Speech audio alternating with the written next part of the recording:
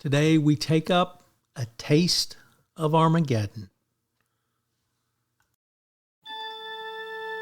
Compliance, the final frontier. Tom Fox is the voyager of trekking through compliance. His mission? To explore the original series and seek out and share what it can teach you about compliance. Here's your host, Tom Fox.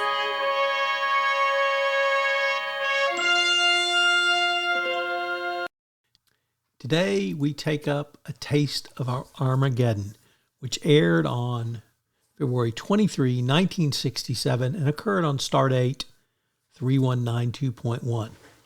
The Enterprise is en route to Star Cluster NGC 321 to open up diplomatic relations with the civilizations there, including the planet Amini 7, the principal planet of the star cluster. However, Amini 7 sends a code 710 signal telling the Enterprise not to approach under any circumstances. The Federation knows very little about Amini 7 except that it has had space travel for several centuries but never ventured out beyond its own solar system. The Federation also knows that when Amini 7 was first contacted, it was at war with Vendikar, its closest neighbor. However, the Federation ship making the report was never returned and was listed as lost in space. Kirk, Spock, and other members of the crew beam down and are met by a security attachment who takes them to Anon 7, the members of the High Council. Anon 7 claims Amini 7 has been at war with Vendikar for 500 years, although there is no evidence of warfare to the landing party who witnessed a fusion bomb attack. Unfortunately, the Enterprise is declared destroyed by a tri-cobalt satellite explosion from Vendikar, and all persons aboard the Enterprise are ordered to report for a disintegration within 24 hours. Kirk and the landing party are held hostage. Anon 7 tries to trick the Enterprise into sending its crew down, but are unable to do so. Then Kirk and Spock escape and destroy one of the disintegration stations. Anon 7 orders the planet to open fire on the Enterprise, but Scotty has taken the Enterprise out of range. The ambassador aboard the Enterprise beams down, and he's almost disintegrated, but he is saved by Kirk and Spock. They disintegrate more disintegration chambers and then capture Anon 7 and the rest of the High Council. Faced with the consequences of real war, Ambassador Fox offers to mediate the negotiations, and that concludes the story.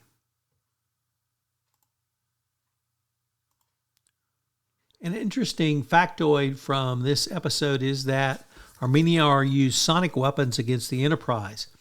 The episode was consistent with weapons being sonic because the Enterprise easily moved out of range.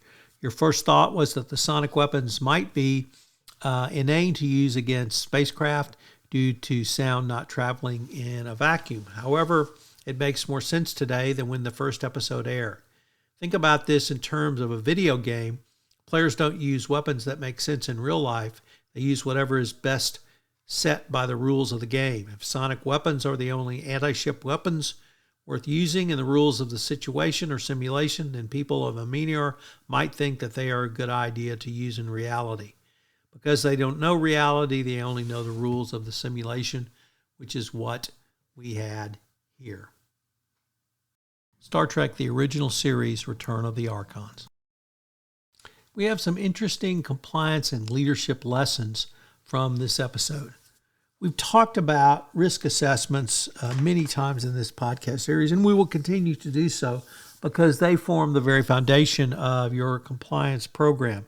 But what about the last time you performed a risk assessment? In other words, when did you last assess your risk? What has changed? Unfortunately, now with the speed of which businesses, or rather the world changes, businesses must respond in kind. Obviously, the Russian invasion of Ukraine was a watershed event in world geopolitical history. and it has changed business forever. So what are your risks now in terms of your supply chain? What are your risks in terms of your in a corruption program? What about trade and economic sanctions? What are your risks now in cybersecurity? What are your risks in ESG? All of these risks changed dramatically after the Russian invasion. And have you considered what those changes might mean for your organization?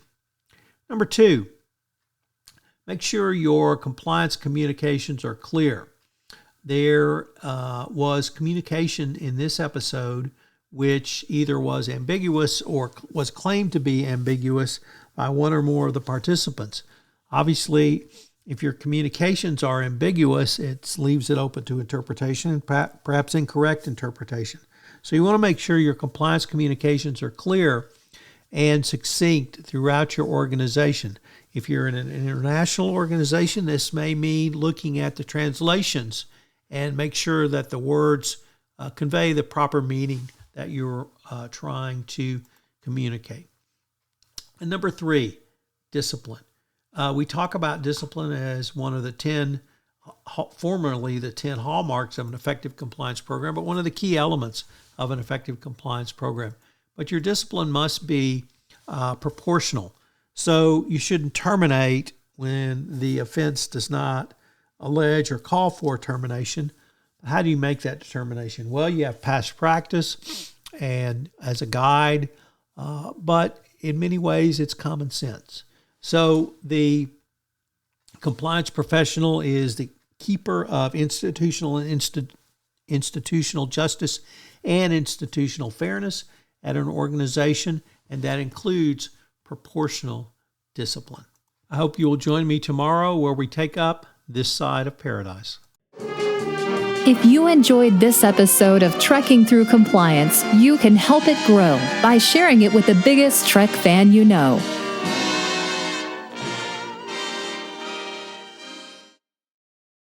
This podcast is a part of the C-Suite Radio Network. For more top business podcasts, visit c-suiteradio.com.